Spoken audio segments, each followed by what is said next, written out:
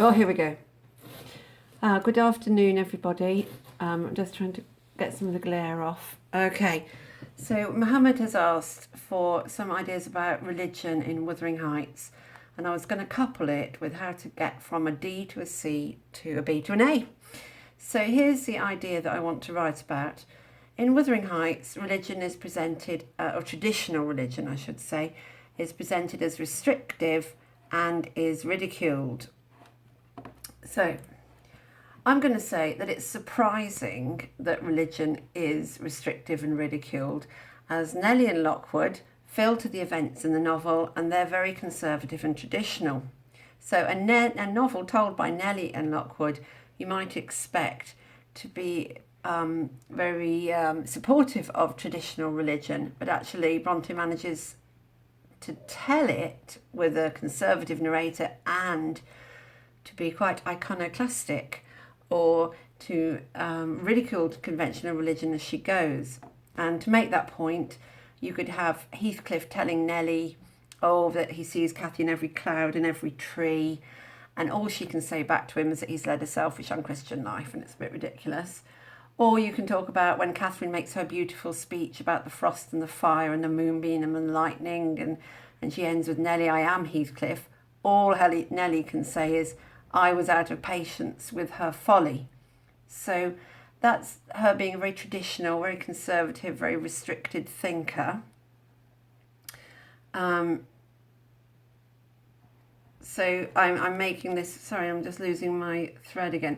So I'm saying you've got these conservative narrators, and yet religion still is a restrictive force in the novel.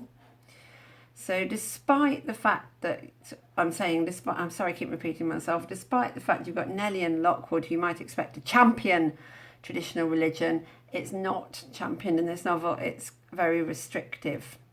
And I would recommend this chapter 3. So in Cathy's childhood, it's used as a punishment, as a way to force her to conform.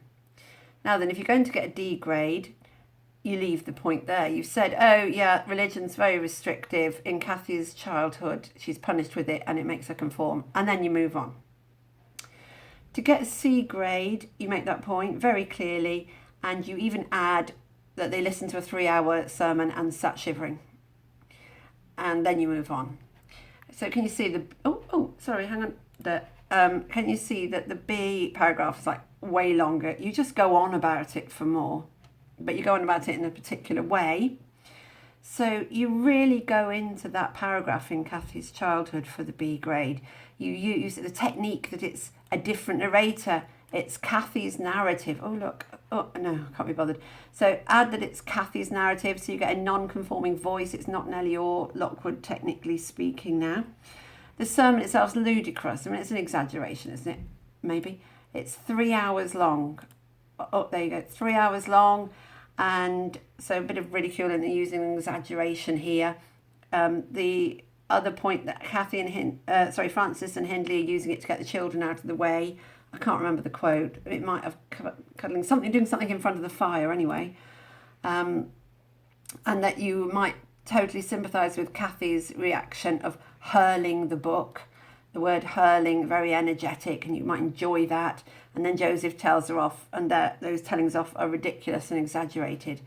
Can you see I am talking exaggeration and different narrator and word choice hurling, and that's how I get my B. And when I was doing my D and C, I just zoomed on. So to go back to what my actual point is, religion's restrictive and ridiculed, and I'm going to develop it further, a follow-on point.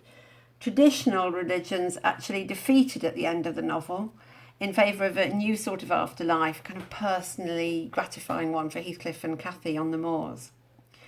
So to get your D grade, you don't actually say that very clearly at all. You know, for a higher grade, you make that point really clearly at the beginning of the paragraph. But for a D grade, you write about that Heathcliff's buried according to his wishes, he's walking on the moors, the church has fallen into decay. But you mean all this, that traditional religion is defeated, but you actually write the story, irrelevant bits of the story, but still story, and that's your D grade.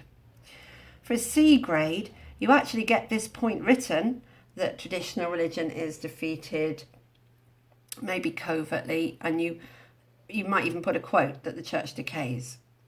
And then you move on. You move on too fast for a C. For a B grade, you don't move on. You write about Bronte's techniques in that passage a lot more. You make the point and really explain Bronte's methods. You write about the symbol of the church. So she's using a symbol. You write about its decay. And you write a bit more detail about the decay. Have the detail of the decay in your head. So something like storms are working the tiles off the roof. And that is nature being stronger than this socially constructed morality. You just put more details in and you go on about more word choice and techniques. So I've given you some examples there for the B grade. And get them rammed in really quickly and then move on to another brilliant point. So you want to know how to make the A grade, don't you? Well, to be honest, that point is so clever that it's a kind of A grade point. It is an idea. It's not a plot point. So if you're doing this, you are getting that good A grade if you're getting the techniques in as well. Okay, I hope that helps. Thank you very much.